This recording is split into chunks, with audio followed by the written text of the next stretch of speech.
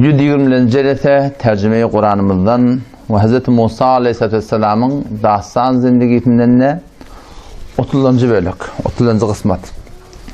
Elhamdülillahi Rabbil alemin ve salatu ve selamu ala seyyidina seyyidil enbiyayı vel mursalin ve ala alihi ve sahbihi ecma'in. Övülmekliğe layık Allah tebarek ve teala. Zat-ı kemel la terahul uyun. Allah'ı ki gözler onu görebilenek. Ve la tuhalituhu zunun. Akıllan, fehmden, gümenden göğünde Allah Celle Celaluhu. Ve la yasifuhul vasifun. Tarif ettiyenler Allah Teala'nı tarif et tüketbilecek ki. Ve la tugayru havadis. Alem cehanne bolturan zat Allah Teala'nın farkını değil. Ve la yakşed devair. Alem cehanne bolturan ingılabatlar, hükümetler, kudetalar hem Allah Teala'nın korkulmuyor. Ya'lemu adede katril emtar. Dünya mer yağın yağıptı. Bizim Gülistan'ımızın köp yerine. İran'da ne kadar yağın yağıyandır. Ve Asya'da ne kadar yerde. Ve kullu cehanna Allah Celle Celaluhu'nun ilmi şeyle bir kamil ki hemme katrahaya baran yağılan dene yağmaklığının tanını biliyor. Ya'lemu adede katril emtar. Ve varakil eşcar. Bağlarda ne kadar yaprak var. Allah Teala sonundan hem var. Ve metaqilel cibel. Dağlar ne kadar ağır olmalı. Bir 10 ton bir dadı götürüp getirenine batan yerini çökürük geliyor kumuntundan. Ama dağlar ne kadar ağır olmalı. Şu dağların ağrımın her ne kadar olsa Allah Teala sonundan haber var. Ve mekailel bihar. Ulukon deryalar, agyanuslar var. Şu deryaların suları neçe litre. Allah Tebarek ve Teala almı bile şunun menen haber var. La tuvari minhu sema'un sema. Şeyle bir zatı ki görmekliğinin önüne atmalar birbirine perde bol başarmıyor. Ve la ardun arda. Yedgat yer hem onun ödün batırıp taklap başarına. Zatı ki ödün övüptür la ilahe illahu. Şundan başka hakiki hakim yok. El hay zatı ki diri. Hemişeki diri. La yemutu. Hiç çattı ölmeyecek diri ol. El kayyum. Alem cihan taklattıran şol. La te'khuduhu sine. Allah'ı ki emrikmeklik yok. Ve la nevm. Uklamaklık yok. Mettekada sahibete denanası yok. Ve la velede oğlanışık yok. La şerike lehu. Şerik hem yok. Ve la mu'ine lehu. Onun kömekçisi yok. Ve la nidde lehu. Onun mukabilinde hiç kim yok. Ve la misle lehu. Onun manandında hiç kim yok. Leyse ke mitlihi şey. Hiç burada çol Allah Celle Celaluhu yalak değil. Yani ve huves semi'ul basir. Allah'ın şeneva ve bina deyiptir. Şeyli bir zatı ki ödüne her form fikret hiç hatta aklın satmıyor. Ve la yuhitune bihi ilme. Almınız bilminiz Allah Celle Celaluhu'nun ne yaparını bilmer deyip Allah Teala'nın ödeyi haber veriptir. La tudrikul absar. Gözler onu görebilenek. Ama alem cehennem neçe milyar insan mı? Milyarta insan, çerendeler var, perendeler var, derendeler var, haki mahluklar var, abi mahluklar var, nuri mahluklar ferişte oluyor, nari mahluklar cilla var, tamamı mahlukatın hemmetinin gözünü Allah Teala görüyor. Göz dışarıdakidir onda ya'lemu hainetel a'yun. Gözün hıyanatını men öğreniptir. Gözün hıyanatını men bilen, gözlerinde ne maksat bilen gözleyen. Ve huve alimun bizati sudur. Kurtaktaki yatan kalpta ne mi geçse, ne mi niyet, ne mi maksat mı Allah Celle Celaluhu meşannen haberim var. Ne yapalım haber olmasın? Ela ya'lemu men halak. Yaradan bilmer mi diye de. Sen şu burada beceriyen içinden dışından ten haberin var. Milletin haber olma dahi. Öyle ki yaradıptır yedgat asman, yedgat yeri. Ela ya'lemu men halak. Ay Allah'ı ki yaradıptır şu bilmem mi diye. Ve huvel latiful habir. Allah ve Allah Teala barik bin. Öz bendenin darayı lütf. Habir hem zaten haberdi. Zat-ı ki Müslüman doğun menitenin hem halıqımız. Bir hem yoktan bar eden şol. Ve bizi şu dünya Allah Celle Celaluhu bir maksat terekliği verildi. Bu dünyamızın için liyebluvekum. Allah mesidi imtihan etmen için verdim diye. Allah muhtaç değil. Kul huvallahu ahad. Yegane zat. Allahu samad. Bi niyaz. Hiç kim muhtaç değil. Lem yelit doğurmaptır hissadi. Ve lem yulet doğurmaptır ol. Avvallan bağmıştık. Huvel evvelu vel ahiru vel zahiru vel batin. Avvallan bağmıştık. Ahiret şeyliğim olacak. Kudret hem yerde görünüptü ama ödü göde görünen. Şöyle bir Hudayımız var bizim. Hem de sonki. Hemme de şöyle dipti. Ve huvellezî ceale'ş-şemse ziyâ. Günün nuru ödünlenine Allah Celle Celaluhu'dan. Vel kamera nura. Ayın da avadallığı ödünlenine. Ve kadderhum menazil. Ayın bölük bolmaklığım ödünlenine. Kimden? Allah Celle Celaluhu'dan. Ve huvellezî yeteveffâkum billeyl. Gece bir de uqliyat, uqimid hem ödümüzdenler. Uqacak deyip uqlap olanak. İrade bizden Allah iradesinin koşmata olanak. Thumme ya'lemu ma cerahtum bin nahar. Günni näme günät yat ondan näme var ba? Thumme yeb'atukum fi eti dağdan turjak bolyan turmaklık hem bizden eminde del. Allah Taala yamaşşadan diretiye mennettir. Anzale mines semai ma defeden yağdıryan. Halakas semavat asmaları yerlerden.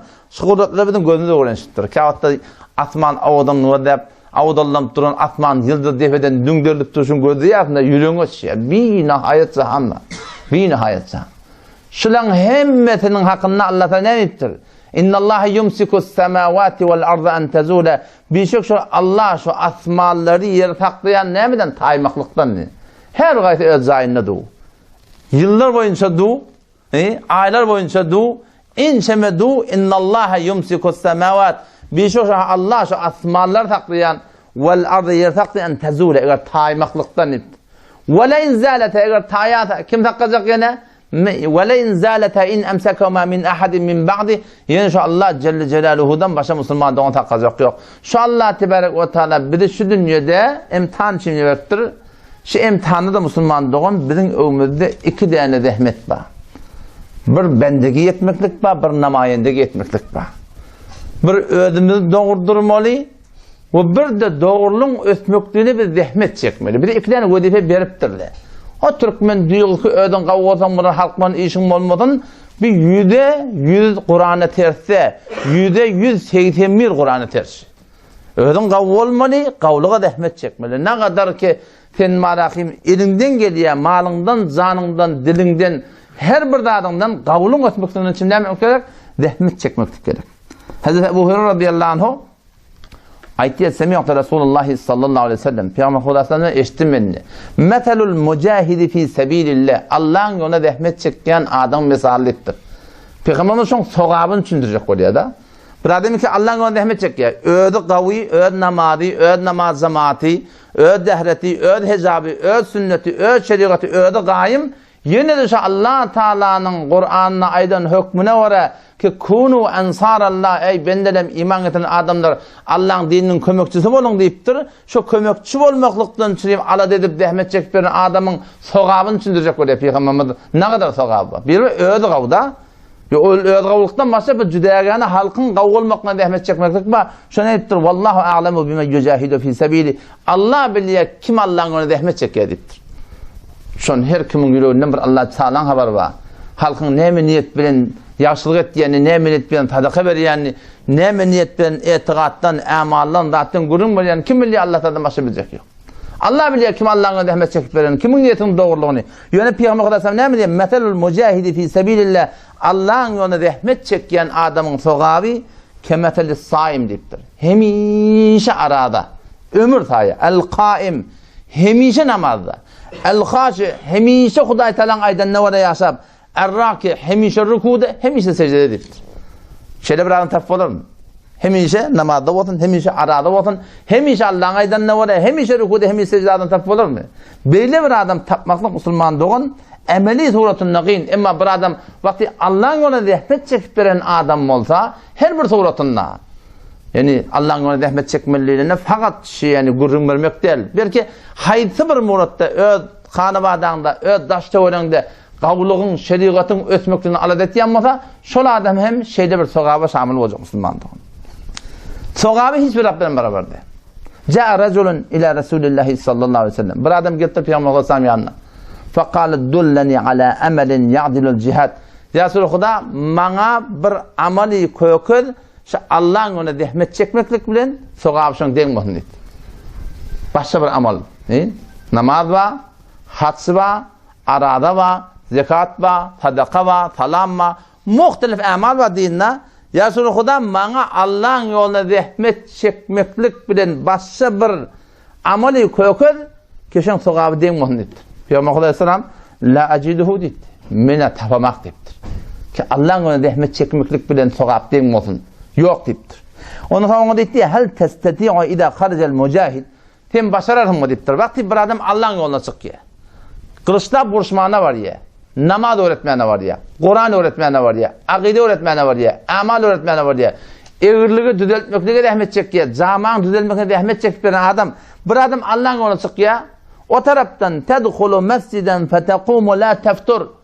Sen mescide girdiptir. Sen şu namaz okuyor hiç adama. Yani ol Allah'ın yoluna gidiptir. Dini öğretmeni, diyanet öğretmeni, akidan doğrulamana, amal doğrulamana rahmet çekiyor ya.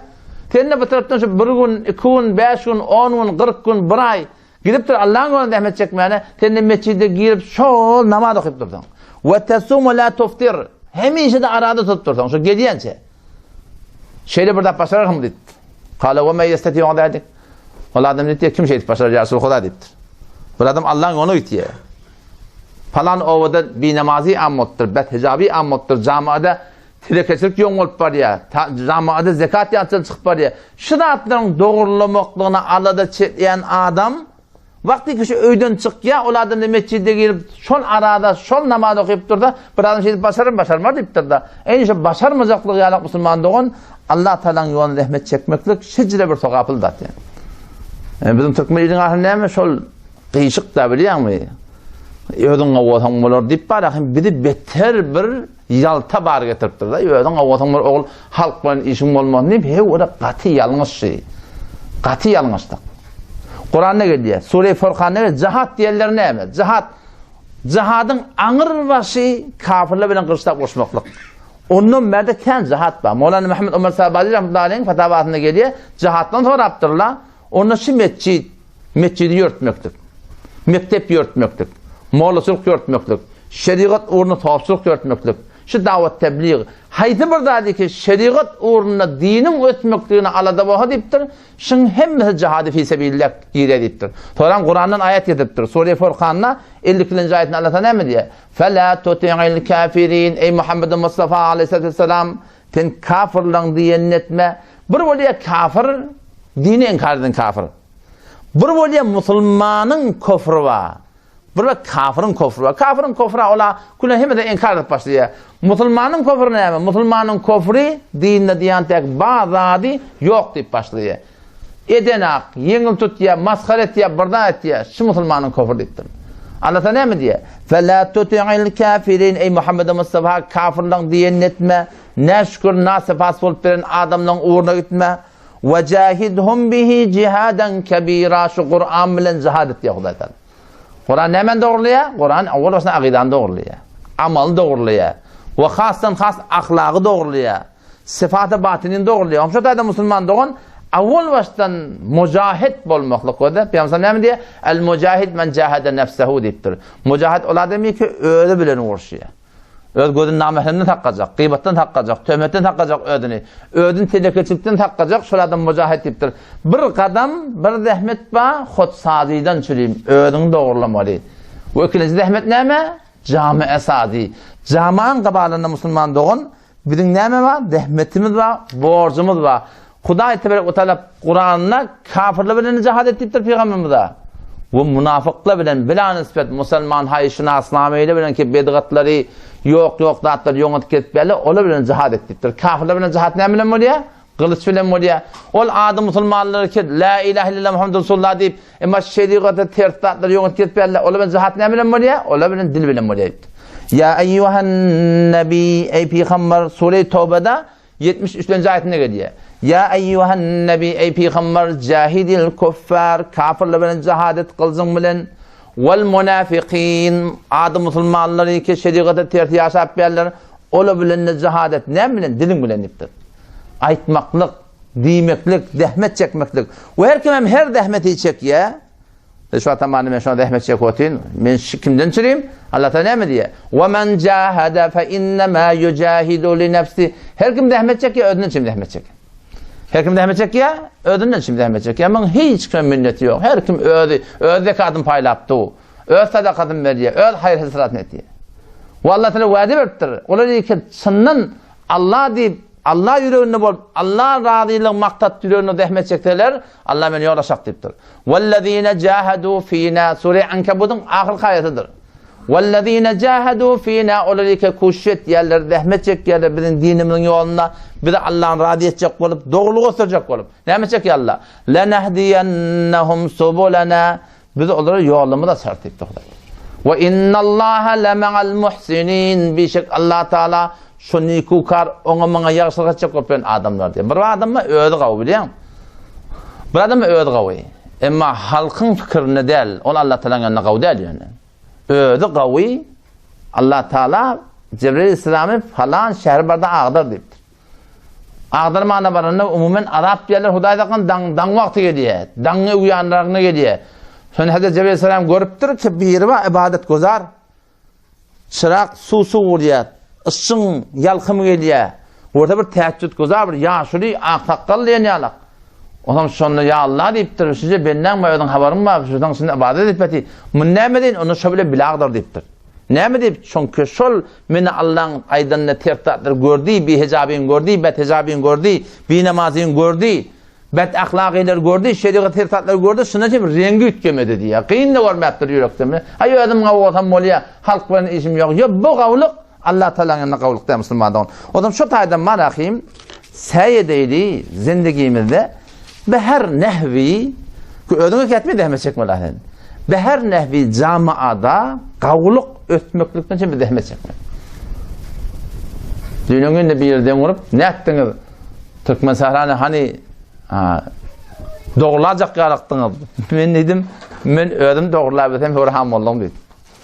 Hazreti Ömer yarak sahabalan gara kaygısıymıştık, ben münafık olamayın dedim. Öyle öd kaygısında, ben öd kaygımda, her kim öd kaygısında düzeltecek Allah Teala, peygamber olup, Peygamberden anlaması olan adamman.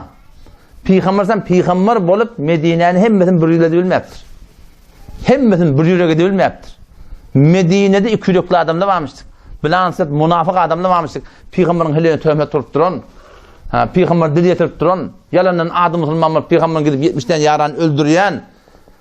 Kur'an'ın Kur'an öyle ediptir. وَمِمَّنْ حَوْلَكُمْ مِنَ الْاَعْرَابِ مُنَافِقُونَ Ey Resulü Kuday'ın daş tevelliklerinizde Medine'nin daş tevelliklerinde münafıklar var, adı Müslümanlar var. Hava? Ondan sonra ne mi? Hava. Evet ayeti de adımızda. وَمِنْ اَهْلِ الْمَد۪ينَةِ مَرَدُوا عَلَى النِّفَاقِ Peygamber anlatan ne mi? Ehli Medine'nin öğünden münafıkçılığa adet edilen adamlar var diye. Yani dilben la ilahe illallah var. Peygamber Medine'nin hemmetin bırakıp bir yürek edebilmeyiptir. Bir kim akıyım? Asıl Müslüman doğun, ödümü doğurdurmalı. Öd hanımadan doğurdurmalı. Zaman kıbalında biz aytmaklık demektik bunun borcumuz.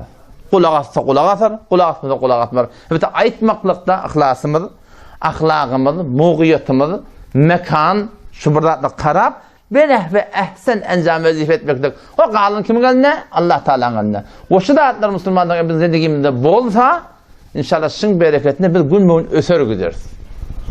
Çünkü Huda Teala Kur'an'da lillezine hasenu fi hadihi dünya hasene değil mi Allah Teala? Kavvulan adamlara şu dünyada kavuluk bağ değil mi Huda Teala? Biraz ödü kavda, ödün kavvulanda Huda Teala kavuluk bağ değil mi? Belki lillezine ahsenu kavuluk eden adamlara kavuluk bağ diye şu dünyanın uğruna, şu dünyada muvaffakiyet, şu dünyada piruzi, şu dünyada ötmeklik, şu dünyada Huda'ya yakınlamaklık, imanın kabilanmaklığı Allah Teala ne dedi? Kavvulanın bilen olmadı. Değil mi ödü kavda? Kavulmaklıkta halka kavuluk etmeklik var. Dine öyle kavulup halka kavuluk etmese taş çören bir namazının, bet hecabinin, bet ahlakının hulasız camian kıbalında Müslümanların beher nehvi bir ilmizden geliyen zahmet çekmektik gelir. Ne kadar ki elinden geliyor? Tükenini atıyordun, bir gurrunu. Maşinini atıyordun, bir gurrunu. Malın man harcet. Canın man vakt koy. Ne kadar elinden geliyor? Şol muqdar doğruluğun ötmekliğine biz ne mi gerek? Rahmet çekmek gerek. Ama Allah Teala o tarafına ticaret deyiptir. Allah ticaret öğretiptir. Ya eyyühellezine amenu ey iman eten erkeklerden analar hel edullukum ala ticaretin Allah Teala mesela ticaret öğretini. Tunjikum min azabin elim size azab dertnaktan necat veriyor. Ne kadar faydası var? 1 milyon 2 milyonun uğrunda. Tunjikum min azabin elim azab dertnaktan necat verecek. Ne etmeli Allah? Tu'minuna billahi ve rasulihi Allah bilen peygambere muhlis olmaklık, ödüne olmaklık. Bollu mu? Ya bolunak. Yani yeni kirap ba. Ve tujahidune fi sabilillah. Allah'ın onu rahmet çekmeklik. Bi emvalikum ve enfusikum. Mallığınız bilen, zallığınız bilen. Huday taşı iki tane iş veripti biliyor musun? O zaman şu dayda Müslüman doğun, şu yan kaydılan sokapları, kimetçide gidip hemişe namaz okuyup duran yalak, hemişe arada tutup yalak, şu forumlar, Peygamber'in sokap bellettir, aslında şunun tayı yok diye biliyor musun? O zaman şu dayda inşallah Teala, şu uğurda bir hemişe rahmette olmak mı gerek? Ne kadar ki elimizden geliyor? Maksat ne mi? Allah'a yakınlamaklık. Namaz okuyan Allah'a yakınlamak için, namaz khan köpülmeden şimdi hem, ne kadar ki elimizden geliyor inşallah Teala şuna, ezmetmek gerek. Neyse inşallah Teala. Niyete değilin, ne kadar elimizden geliyor dine dehmet çekmek gerek. Akı beter sosyide ama akıyım. İsa Aleyhisselam ödeyarlar, şu vakt, 2000 yıldan bununla var Hazreti İsa Aleyhisselam gelenine, men ensari ilallah, Allah'ın onu kim kömekçi diyenine, bu tafar kalıptır sonra, bu kömekçi deyiptir. Nahnu ensarullah deyip kalallah var. Bir de Huda edipti. Ya eyyühellezine amenu, ey iman getiren adamlar, kunu ensarallah, Allah'ın dininin kömekçisi olun. Bu ne mi diyet? Yodunga otan bolar. Ne kadar biliyorsun cur gelen akbir bilen. İsa Aleyhisselam aydan bir zaman kalıptı, bir kömekçi değil.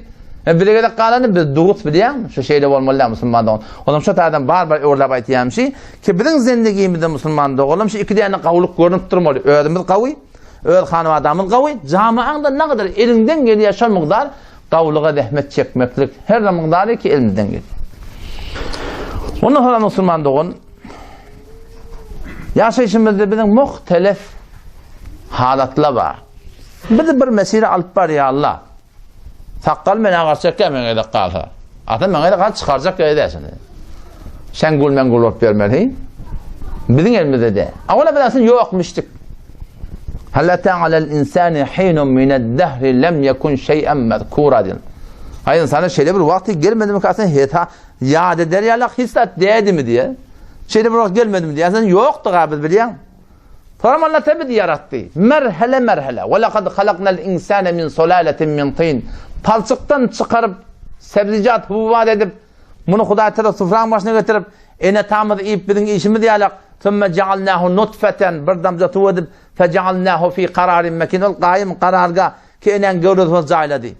Thumme halaknal nutfete alaka bir damzatı Allah'ta karağan edip fehalaknal alakata mudga o karağanı bir bölük Allah'ta et edip fehalaknal mudgata idame o bir bölük etini emedip Tuğran Rahim sünk edip fekesevnel idame lahme sünkün de benden et yedirip thumme enşe'nahu halkan ahir Allah'ta sonra cam verip şu forum Huda Teala thumme nukhrijukum tifla Allah bizi oğrancığa çıkardık diye. Thumme li tebluğu aşuddakum sonra kuvvet zamanını yetiyatınız.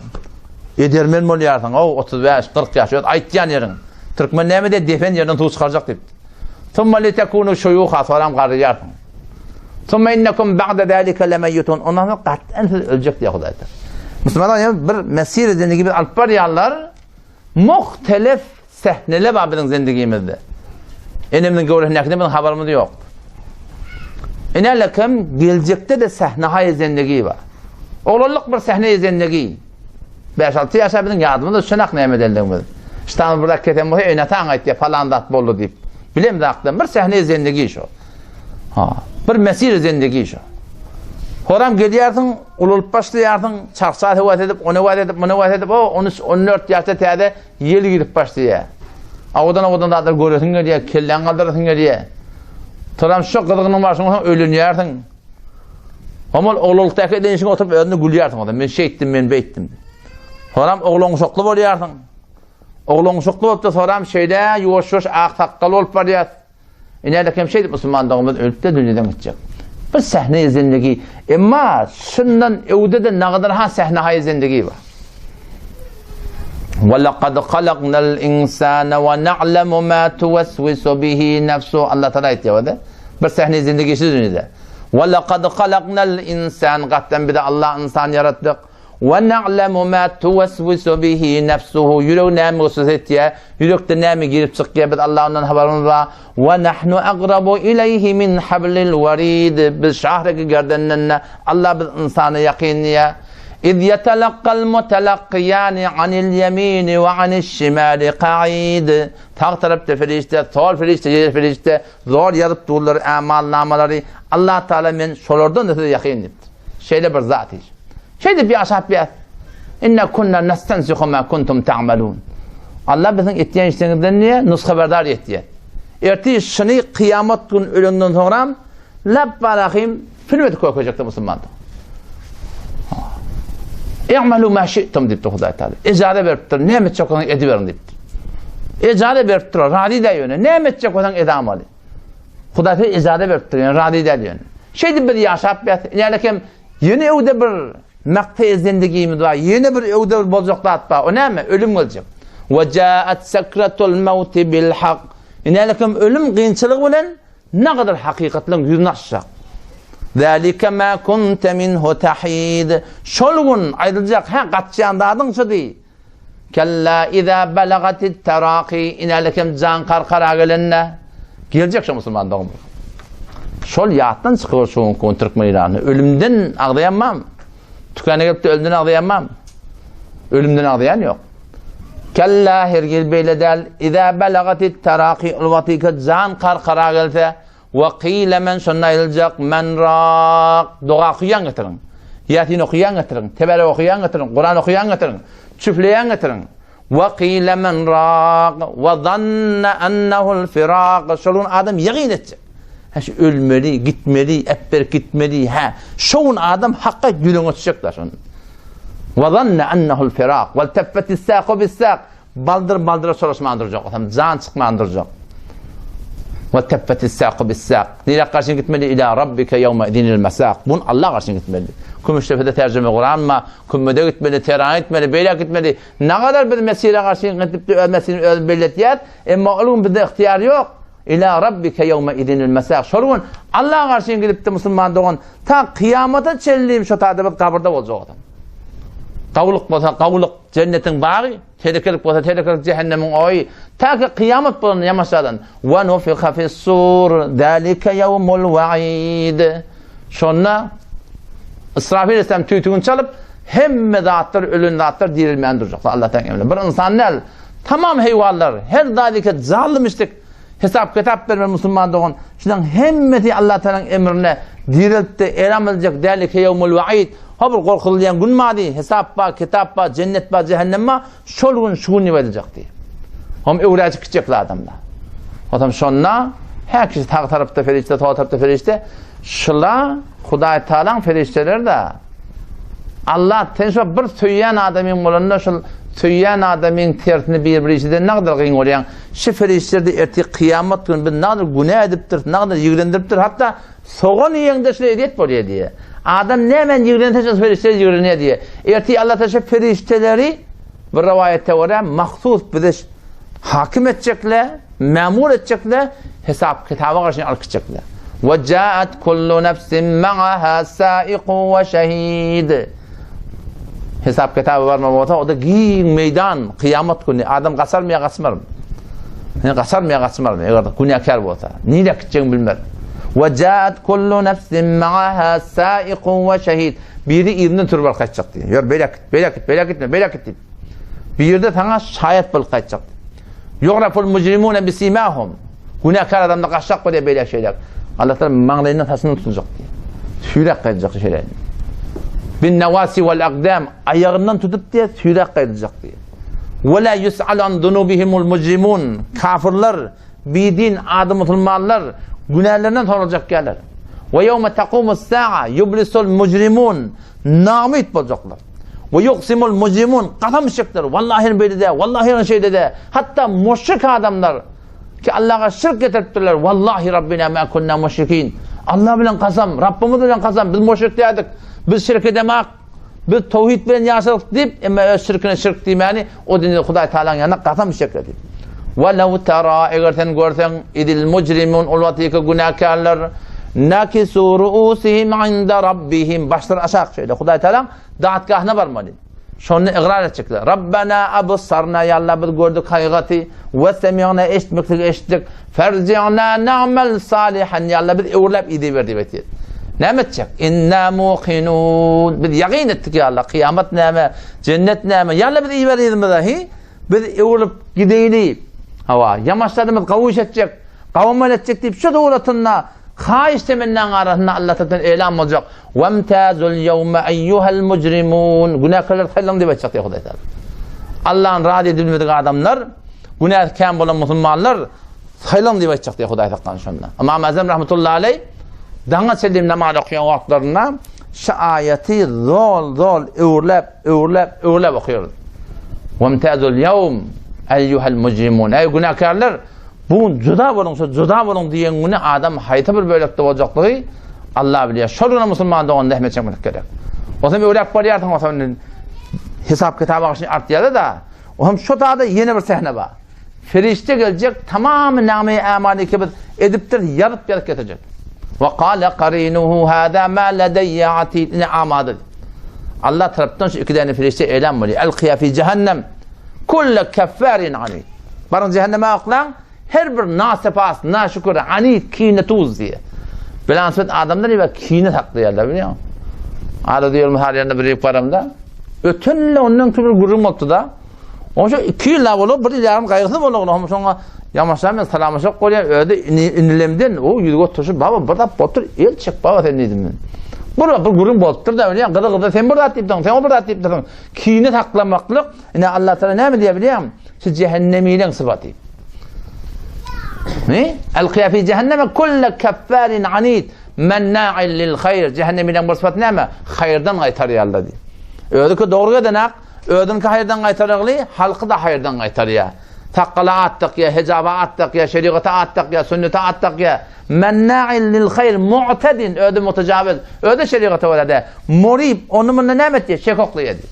Ellezî ceale me'allahi ilahen âkhar. Onun ma'budi, onun Rabbi Allah der. Dilim la ilahe illallah diye ayetiye diye ama Allah'a var diye. Vakti bir adam la ilahe illallah deyip ayetiye diye ama dine var yaşaman dünyanı oturuyor diye Filistin'e diye ayetiye diye eyvah bir yalancını yine ayetiye diye ayetiye dedi. Min yalancı diye ayetiye Filistin. La ilahe illallah min hakimim min Rabbim Allah diye ayetiye de. Filistin'e diye ayetiye diye eyvah bir yalancını yine ayetiye diye. Yani dilimin ayetiye. Oğlum uğraştı baramda yine de. Her kimin yanında şeytan var. Şeytan adamı musallat böyle etti Kur'an'da Huday Teala. Hatta musallat böyle ve men ya'şan zikrurrahman. Her kimi ki ödün köretse, bilip tu halal neme, haram neme, sünnet neme, şeriat neme, yeni ödün körlüğe vursa, nukayyillahu şeytan. Allah sana şeytan musallat eder. Fehuve lehu karin. O şeytan sana dost olacak o da. Zor sana vesveset gelecek. Ağdırık gelecek, tozuruk gelecek. Haçan şeriatı öyle bolmadan, namaz okuymadan, namaz zamata barmadan, din diyanete öyle bolmadan Allah sen şeytan musallat edecektir. O zaman şeytan erteye kıyametin baranına o da kaptanla cehenneme girmek geliyor da. Sonra şol kâle karinuhu rabbena ma atgaytu yâle min gumrah edemek, min edemek, ödetti falan etti. Allah Teala diyecek la tahtasimu lede. Min yanında davalaşma diye dedi Huday. Ve kad kaddemtu ileykum bil vaid. Men ol aydıptım, korkudıptım. Men yanında davalaşma ve ma ana Rabb ve ma ana bi zallamin lil abid. Men Allah ödbendeleme zulmedemek. Siz ödünüz zulmettin diye açacak. Ohan cehenneme ağaçına akacak. Cehennem de o züdeyaganar vehşetine aktat olacak. Yevme nekulu li cehennem Allah Teala ki bir kıyamata gününe cehenneme ayettik. Hel imtelati doldun mu? O ne diyecek diye hel min mezid artık masbam başla deyip diye cehennem şu form neden vuracak diye Huday Teala. O taraftan ve uzlifetil cennetu lil muttaqin gayre ba'id. Hudaydan korkan adamların söyleyeyim cennette yakınlanacak diye. Avudan olup cehennemin qahar yolşi alak tekadu temeyyizu minel gayr qahardan yarılacak bolşi alak o taraftan cennette surutuna avudallanacak. Lahum ma yeşaune fiha. Allah şu tarz cennette hala natlar var dedi. Hala da. Evinden çıkan tenki de. Bu tarz evinden çıkan gödep boyuna böyle yapmak mı böyle.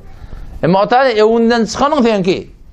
Kebi de yok kurun diyor. Elinden tuttu Allah gidiyor böyle. Derya kaşın git. Cengel on. Kasra girsen kasra gir. Hava. Deryasa gir. Yer bilece şeyler ne kadar tuğut şey değil lan. Yer. Lahum ma yeşaune fiha. Hala da adamlar bizi Huday Teala. O bağlar var. Bağ. Kul bağların öyle kızıl olacak. Teneleri.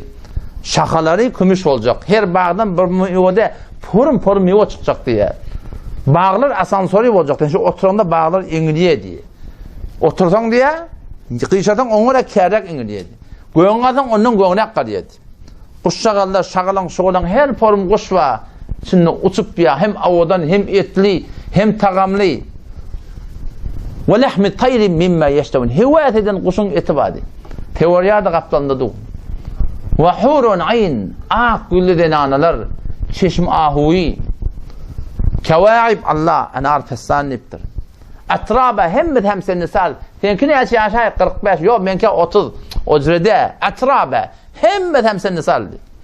Uruba diye. Evet adamsına aşık deyiptir. Şu kadar muhabbeti var adamsına. 70 katlık egmaş şeydirliye. Şondan beden görünüyor. Baldırı görünüyor deyiptir Peygamberimiz. Baldırının senin tünkü görünüyor deyiptir. Tünkünün senin yili görünüyor deyiptir. Şeyle gördüğünde diye şun yüreğini görüyen diye. Yüreğinde teninden maşalat yok. Şu görüyen diye. Şu yüreğinde fakat sen maşın. Anlamet diyen diye şun yüreğinde fakat ben ma. Başka hiç kim yok diye. Yed'ûne fîhâ bi kulli fâkiye. Meyveler iyetin gece çağırayan. Beh gel, alma gel, portakal gel çağıramadı. Ve yetufu aleyhim vildanun muhalladun. Gül yacak oğulları daşta verende hıtmat etmekte teyyar. Mutekabilin karşı tutup gurun edecekler. Dünyadan gurun edecekler. Yetenâze'ûne fîhâ şokiler olacak. Yani onna hiçbir la te'thim, la lagvun fîhâ ve la te'thim. Bihudegi yok, yevne degmek yok, günahkarçılık yok, şoki olacak, alı orada beraber olacaklar. Gurun edecekler, şoki edecekler ama yevne degmek yok yani. Dünyada imanlı doğum olup gidip bir ara beyleşede gurun süptür. Ve neza'na ma fi sudurihim min gillin yalla. Yürekte kinleri de Hudaysa yuğacak deyiptir. O da demir yahtan çıkacak bir gurun bolu da.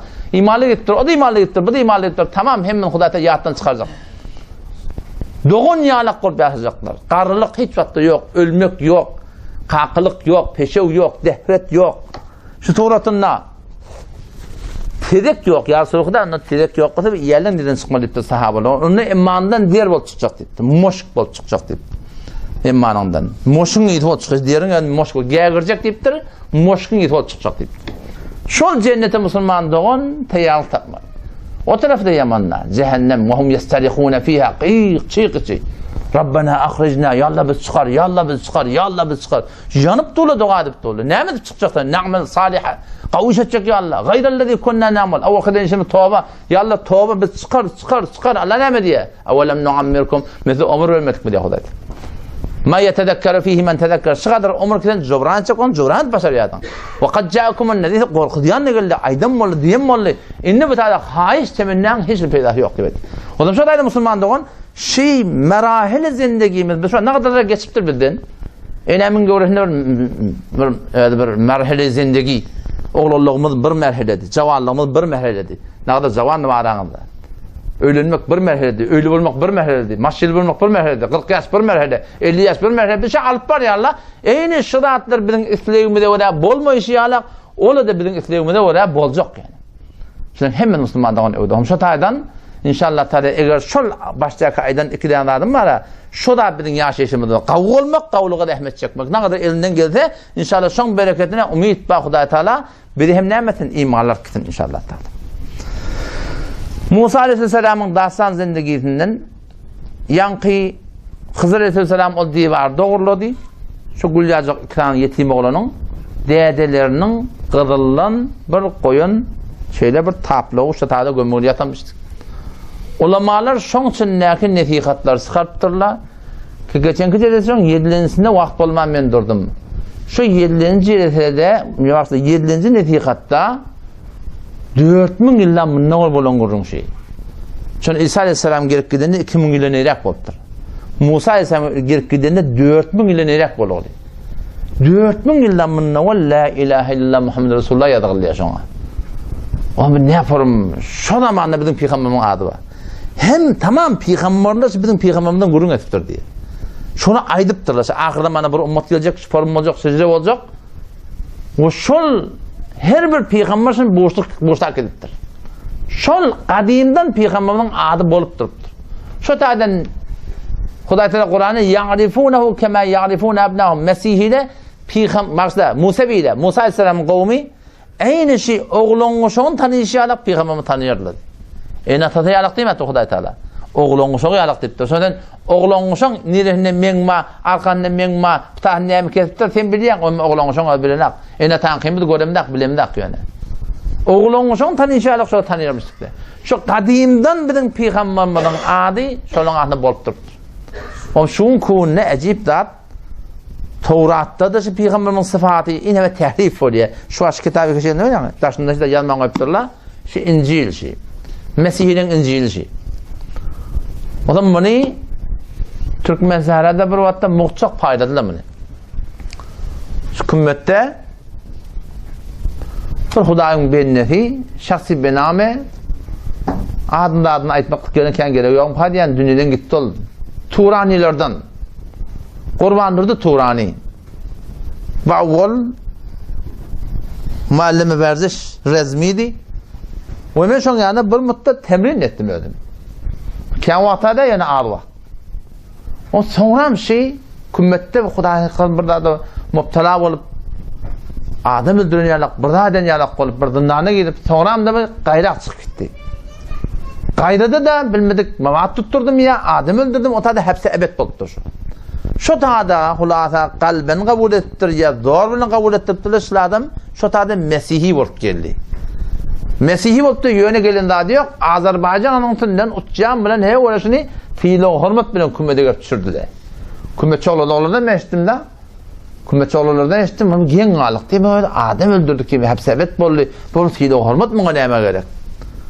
O zaman şu Hudayın benneti takriben 82 şu medeniyelin kurduğunu. Bir teyade muhaliflik başlattık. Erzebakun Hanefi takdirini kırdım ben teyade okuyup beren vaatlam.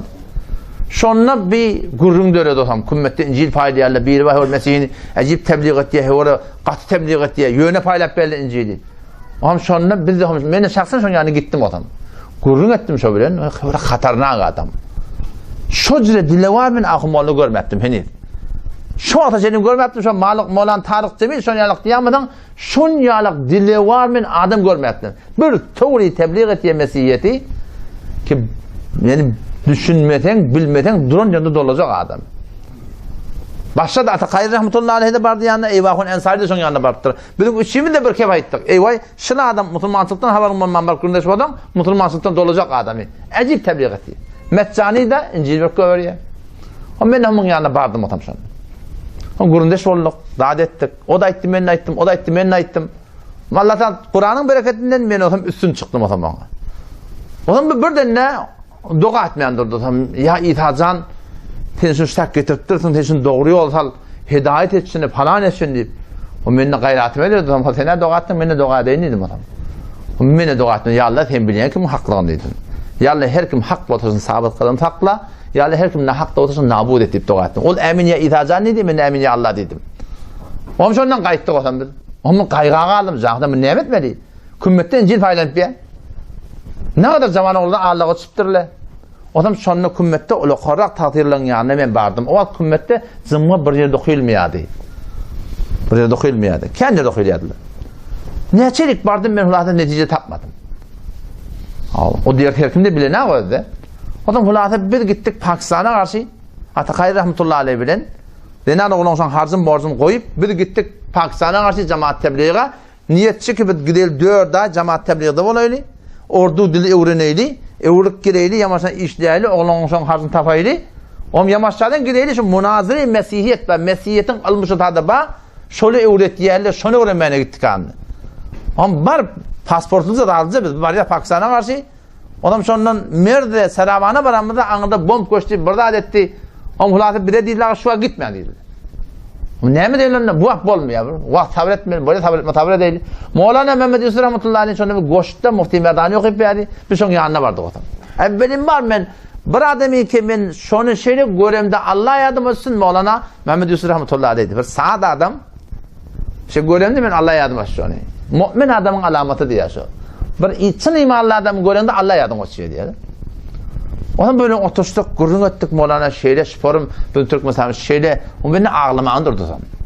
O şeyle burada atın ağlamda öyle yaptırım. O Mevlana bir de kömek et dedim ben. Bir dedim böyle gidip okuymanı, gidip dili öğrenecek, gidip okuyacak. Onu bölüm bizde yok dedi. Ne mi değil? Git Mevlana Mehmet Ömer Serbaz'ın yanına dedi. Ondan sonra burada kabinci uğurlandı, bak Serbaz'a karşı gitti. Kıdgın hava, ıstılap tomtungun bu da. Onu böyle vardık, Mevlana tanıştık, onu da ardı hal ettik. Onun bırakıp şeyler koy dedi, kağıtlardı. Bu ilim bizde yok dedi. Gidin Zahidane dedi. Onun sonra Zahidane gelip, şu tarzda maslahat alıp, On bir de deydi git adamdan Allah'ın geldi. Bir ders verecek dedi. Ata gari do'ta şoda tavulu do't. Men bunu başarmayan dedi. Men ona ganimadrak ha bolje Türkmenistan'da men kan adamdan yanına bardım otam.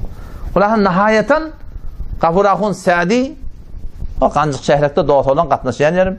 Şu 2 yıl xanavada bolup gittik otam. Beyler.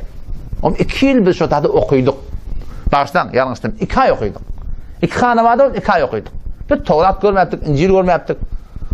Mulatı şurada 4 tane usta bize tayin olup bir de ders verdiler.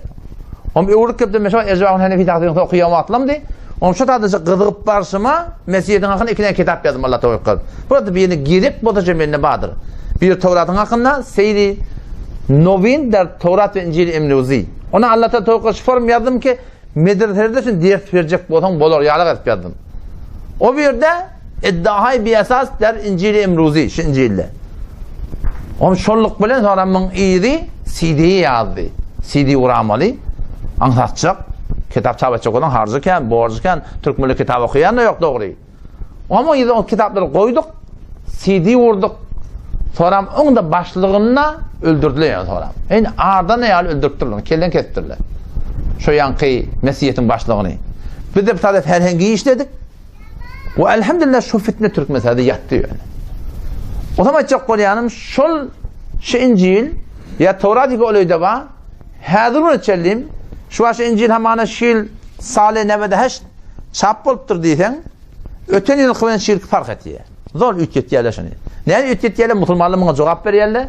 Ölçün yakından tutuyorlar. Ölçün yakından peygamberin bizim peygamberin hakkını sungan değil var. Şoları görüp onlar der ayırıyorlar. Zor kesip, zor hesbet yerler. Mevlana rahmetullah Kiranavi rahmetullahi Hindistan'ın ulemaları Hindistan'da bir qoğa dürüttürler Mesih'iyle. Fondur diyen biri o bir völvöle turuptur Hindistan'da. Müslümanlarla ben münazara edecek. Her kim gelecek o da gel atın diye. Sonra Mevlana Kiranavi rahmetullahi rahmetullah şol önüne durup şöyle münazara edip sağ maşan kasır kövertti kullan. Kullan İslam periyodu oturur şatada. Her vakti her zaman zaten dörüye yani. Gerekli ki ulemalar zaten o ne? Cevap vermeklik gerek. Refeşop etmeklik gerek.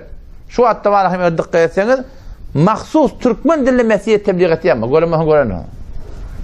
Cihane şu dünya gibi yaşap ya fezai mecazide Türkmen dilli Mesihiyeti tebliğ ettiği yerler var. Fakat Mesihiyet tebliğ etti. Onun şonluk bilen açık koyanım şiddetliğinden katı gerekildi.